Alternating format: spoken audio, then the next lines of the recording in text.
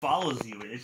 I don't believe in that. I realize you made a mistake. You know what I mean? You should be able to, like, you know, be forgiven. You know what I mean? Get a pardon. You should be able to go to any country you want. It shouldn't affect your whole entire life. Everyone makes mistakes. Right. And you know, in California with the gang shit, I mean, you catch a misdemeanor or whatever felony, they had 10 years to you. I don't know about now, but I know they used to, especially the gangs. Especially when you're in the gang, they give you an extra 10 years. I know Trey D did a lot of time and they added that shit on him. He home now. But yeah, you have to look at it from that perspective. And I'm sure without knowing the game person like that, it's probably, probably some shit like that. But that's the thing. When they say, I guess the West Coast coined the term one time. When they say one time, that's all it takes. Once you get that one felony, then that's their reason for not giving you a job, letting you leave the country. They kind of kills you in one sense. If you don't have no family to support you or some kind of independent where you can support yourself, then you can never leave. You know what I mean? So if you right in the fucking box, you ain't got to be in jail to be doing time. So I'm thinking it's somewhere along them lines like that because I know a few people that go back and forth like that. I heard that slightly, but for the access to some people, maybe they not in the same situation, See, with me, I got in trouble with the law not too long ago. I made some mistakes. And I visited the United States once or twice. I went shopping just across New York State. Beautiful country. I actually really like it. Beautiful fucking country. I can't go back there for another 8 years. You know what I mean? Until I get a pardon. I understand people make bad mistakes. I made a bad mistake. I dated the wrong girl that tossed me up in the clink. But everyone makes mistakes, and I just hope and pray in 8 years, I can get a pardon and I can go across. The thing about the government, like you say, we humans, man. So everybody, nobody perfect in life. You know what I mean? He was not sin carried the first stone. So the whole that simple enough is one thing to tap the hands of a child and the mistakes you make growing up. But when you get grown, bro, you're gonna do shit just trying to figure it out. So to hold that over our head, again, you know what I mean? That to me, that's some form of genocide. A slow fucking suicide, you know what I mean? For those people that can't work their way out the boxes they can. You don't try people and shit. He might got a job from fucking Italy somewhere, but due to what you holding him up his pants up, the man can't continue to live. So they kind of kill you as a whole. So I don't respect that about law enforcement and the government. I understand these serial killers, these kid killers, and rapists. Yeah, that's one thing. But weed selling guys, even guys that sell cocaine, he ain't a killer. He can run in the back and just kill everybody. He's trying to find a way to survive, man. If he's selling something, then sometimes that's the only shit you can sell.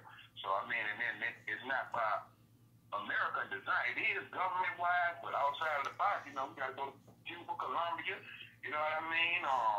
You're talking to French Connection, when you're talking to Poppin, the heroin epidemic, that ain't nothing nobody personally single-handedly did in America. That's something the government allowed on these planes. We don't know the fucking languages to go talk to the Chinese, talk to the motherfucking Mexicans and the Colombians to even get close enough for them to trust you to come and get their access.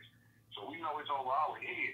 Our biggest dope dealer, you up that way, but in the country, you might want to look this up. He died right here, was murdered by the Medellin cartel, not too far from where I am in Baton Rouge, Louisiana, on Allen Highway at the Salvation Army. And you may know this guy, you may not. And he was well, Chris, but his name was Barry Seal. Was a white man, was the biggest dope dealer in the country that worked for the CIA. And when they took the protection off of him, they set him up in the Salvation Army to where he had to check in every night, 6, 7 in the afternoon. So Pablo Escobar knew right where the fuck to catch him at. You see what I'm saying? Fuck, man. When you pull it up on the internet, when they show his death scene, you're going to see him kind of sticking his foot. He didn't even get out the car good. When he pull up, they throw his ass up. You see what I'm saying? The government fucking set him right up, man. Yeah. So that's the system we use. So you can't trust them motherfuckers, and they supposed to protect us. That's what we supposed to trust. See, I don't even trust the cops down here, man. I really don't. When I got in trouble with the law, man, they didn't even investigate shit. You know what I mean? I was the one with I have a 5-inch crack in the back of my head. My doctor said I should be dead. I was laying on the ground bleeding, my jaw hanging, my kneecap twisted to the side, and they arrested me saying I'm the one that hit her. And I'm like, and I couldn't even talk. I'm like, are you fucking kidding me? I ended up fucking going through the whole process. I went to trial and I won. It turns out the evidence was all against her, and they fucking arrested me. And I'm like, really? You don't even investigate this shit? Honestly? Really? What the fuck is wrong with you? Don't feel like that in Canada. See, it set up the system, and a weak woman rely on that system from welfare to whatever, and she could have a brother have kids for you today, and next year, you know what I mean, she decides she don't want to work, want to live off the welfare system and child support, then she go to our government and turn that on the part of your fucking kids. So, I mean, what can you do? It's in favor of a woman. A woman got to be a dope fiend, a prostitute, something fucked up that she didn't deal with the law for them not to be in favor with her. But other than that, it's your word against theirs, and we be in the alpha male and the upper hand, yeah, they gonna point the finger at the man unless it's just outlandish or some shit like that. Then, okay, we got a track record on her. Normally, she the instigator. But 9 times out of 10, yeah, you telling me now that exists in Canada, too. See, I think coming to Canada was a little bit more free of the weed and all that, so I was even considering maybe even moving up there. Damn sure want to visit. But yeah, learning that, yeah, I say this, man, when you're in Rome, you got to do what the Romans do. So it's good to know people everywhere because you're walking to any demographic and don't know the circumstances. And you know what I mean, end up locked up somewhere where you from for the country, can't call home. That's a whole other world right there, man. Yeah, man, I actually did time in one of the biggest correctional facilities here in Ontario, man, and it's not fucking pretty in those places, man. That's when my ex set me up, and I actually, when I went away, I got out and I did a retrial, and that's when I actually got proven innocent. So I did I lost my summer last year for a crime I never committed, and then I went back to retrial and I actually submitted it. She didn't think I would. She showed up thinking, oh, whatever, I'm gonna win, and next thing you know, fucking, I had evidence, I had MRI fucking results in my head, and next thing you know, I fucking won. My summer got lost, man. It's rough in those fucking prisons, man. Man, look, and that's the thing. After you do that, there's a lot of guys that probably killed from where you at to where I'm at.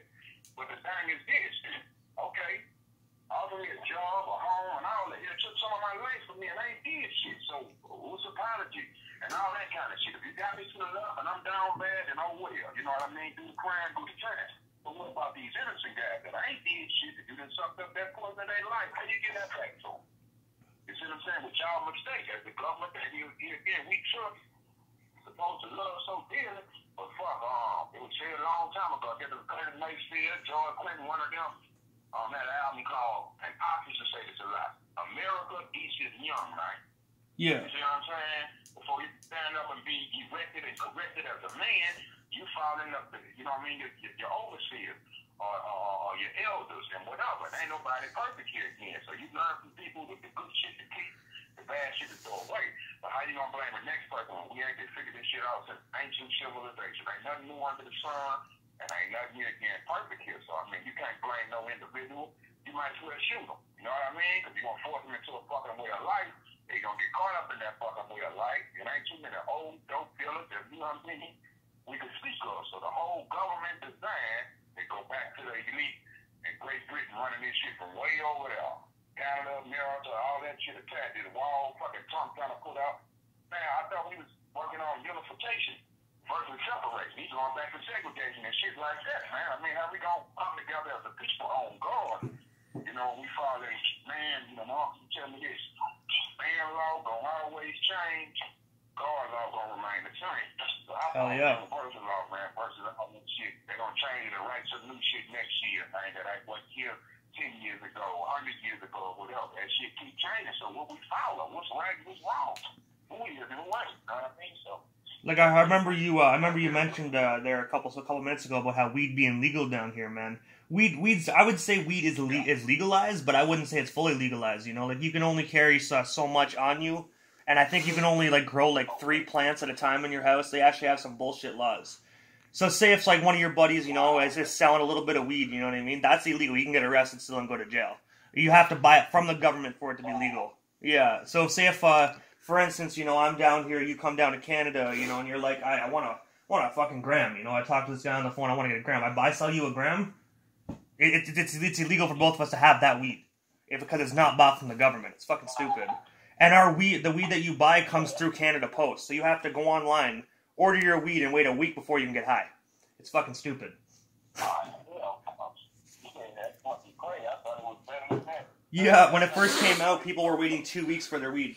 And I can actually vouch for Canada Post. I'm going to say this right off the bat. Canada Post fucking sucks. The U.S. Postal Service is probably 10 times better than Canada Post. Canada Post, you wait like I ordered a hat from the Outlaws, and I waited. It got to Canada. It took longer to get to me in Canada than it did to get out of the fucking States. Canada Post sucks. So That's fucking crazy. I would just say go to California and smoke all my weed there. I heard weed's legal in Cali. Look, I'm trying to tell you what I'm telling you now. Chris actually in the Mecca. See, I didn't know this. I started hanging with Chris, shit, I want to say about 20 or so years ago now. But coming to Colorado on frequent visits, and as this was transpiring, I learned what they taught to me. Weed in fucking Colorado Constitution. I want to say Snoop more branch with weed in Colorado than California. So even compared to Amsterdam and what you telling me about Canada now, yeah, the Mecca, yeah, where you want to be, yeah, fucking Colorado, I think they can have up to like 12 plants or something. You know what I mean? Depending on your Depends on your license. Okay. Mom and Dad have a high plant count, and I do believe they can have up to 18 plants. Jesus Christ, we can only have like 3 or 4. Plants you can have, I think, is 6 plants. Shit. Okay, well, That's a lot of fucking weed though if you grow it properly. Yeah, that's good shit right there. So yeah, I'm actually trying to get my own strand. Chris been helping me work on that for the last few years. He's taking all the smoke shots and the weed conventions and shit out there, man. So I've been researching that shit, seeing what it's gonna take to get I off was just the going to ground. tell you, Bleed, I have a grower. We just need to get a grow facility and a license to grow. Okay. Yeah, but these some details in the price of that license, Chris, and I'm gonna start working on License that. is $5,500. Oh wow, I figured some shit like that. Okay. Oh yeah, but that allows us to grow 1,800 plants. Yes, sir. Yeah, that comes back. That's a good investment. I mean, like I told a friend of mine the other day, I'm like, okay, let's say we have an investor invest $60 grand. In 3 months after he invests, we're looking at like 200 grand. Yeah. So we need to Sam, give him off the 100 goddamn grand, counter, man. Come on. 40 grand I'm on the phone with a legend. Down. And still have Oh my 100 God. grand for Sorry. ourselves. Oh, well, fuck myself. After the harvest and everything. And every 3 months after that, we make 200 grand profit. Yes, indeed. So you can make it quick $750,000 in a calendar year. Yes, sir. Easy money. Yes, sir. I mean, as a grower, I just got to find the facility and the investment to get the license. And that's all we need. Why don't you guys rent like a fucking storage unit or something like that? Might work. Do it that way. Colorado would be looking at you real crazy if you were growing in a storage facility. That's what I'm saying. You know, you can't have no drugs and guns on no facility. But we're looking to it something like this, Chris. You know, I mean, I know that there's a facility we can grab for 30 grand. Yeah, that's what I mean. Like buy like an abandoned like fucking storage unit. You know what I mean? Like an abandoned like building. It's a warehouse. That works too. A warehouse. That works too. So 30 grand for the warehouse, and I mean, let's say that our monthly rent is gonna, or not monthly rent, but our rent's gonna be probably, I'm gonna say 5 grand. So essentially, you still can make money. It's not gonna be that hard. Nah, you gotta set up. Exactly. So, I mean, within the first 3 months, I'm gonna say you're probably gonna break even. Beyond that 3 months to your 4th month to your 6th month, you're going to make pure profit. You're going to look at probably, instead of taking essentially 200 grand, when it's said and done, you're going to probably look at 180,000 after you pay your electricity, you pay your rent for the facility. Yeah, Still make 180 grand in 3 months. that's all right. A lot of motherfuckers don't make that big lifetime, let alone a year. Exactly. Shit, I make $1,000 a month, man. Shit, that's all I make. So that price sounds fucking good. I said that price sounds fucking good, man. And if it makes dollars, it makes sense. Damn right it does. Nowadays, it's all about the paper. No, I just wanted to get you on the phone with Bleed, Brandon, because Bleed's one of the realest dudes. I mean, I've known Bleed a little over 20 years now, and it's just, he's always the kind of guy that, he's one of my first go-to guys. If I need someone to talk to, I know I can hit Bleed. If he doesn't answer, he'll usually text me, hey, I'll get back to you, or I'll get right back to you. And literally within 48 hours, he's on my horn like, hey, yo, you good? What's going on? Yeah, right at that. You know it. And honestly, Chris, yo, man, I appreciate you getting me on the phone with him, man. It's one of those things, like, I grew up listening to old school rap. I'm almost 25, all right? I'm still a youngin', you know? I don't listen to this new rap, mumble, rap, trap, whatever you call it. I used to have, like, listen to Bone Thugs, Pac, all that old stuff, man. And I actually appreciate being able to talk to the legends, you know? Because the location I am here in Canada, it's really hard to actually, like, you know, meet them. Because they don't really come around this area, you know? They normally do Toronto or Montreal or Vancouver. So, some place like a small town like Brockville, you don't get a chance to experience the legends, man. And I appreciate you for actually, like, you know, allowing Chris to get me on the phone with you, man. Like, I greatly appreciate that, man. You're one of the greats, and I greatly appreciate it, sir.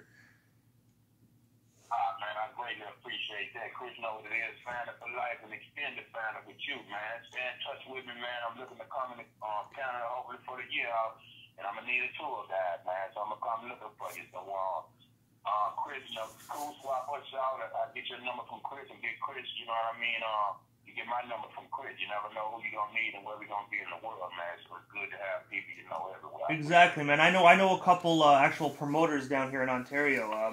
My buddy Mike, some of the names he actually got for, like, Ontario was, like, Nelly. He was running the Game one as well, but, well, we already talked about that, unfortunately. He's getting Tech 9, actually, as well. He's coming doing a Canadian tour. So, like, he has some good names, man. So if you ever do the Canada thing, I can most definitely pass you off to him. I'm most definitely sure he'd bring you down here, man. Okay, well, look, check it out. Be my eyes and ears up there. I'm dropping my new solo on the 1st of next month. So I'm getting ready to start a tour and all that. So you could already be shooting at him so we could work something out. I'd love to come up there with. Sounds good, man. What I'll do is, well, Chris, actually what you do, man, is when we get off the phone here, man, shoot Young Bleed my number. Yep, I was going to say Bleed also. With his number, he can receive texts. He can't receive picture texts. He can receive calls but can't make calls. So what I can do is, like, I can text back to United States. I can text back and forth to the States anytime. I just can't make calls, right? So if you need to call me, you call me. But texting back and forth, we can do that as much as you like. Yeah, I was just going to say, Bleed, you'll be able to call him because he's actually got a number where the 1 is in front of his number. So, yeah, you know, I got partners in Russia and France. When I come back, I got to get calling calls. I got to get it to call them. So I understand just what you're talking about. Like I said, we're partners in Canada, so that's how we have it because of the case. So I understand. All right, Bleed. Well, we're going to hop off the phone with you. I'm going to swap you guys' numbers out and everything. Brandon, as always, you're my brother. And I'm glad I got you on the phone with Young Bleed, brother. Thank you, brother. I appreciate that. And Bleed, thank you very much for talking, man. I greatly appreciate that. You have yourself a good day, man. You know, stay safe out there, eh?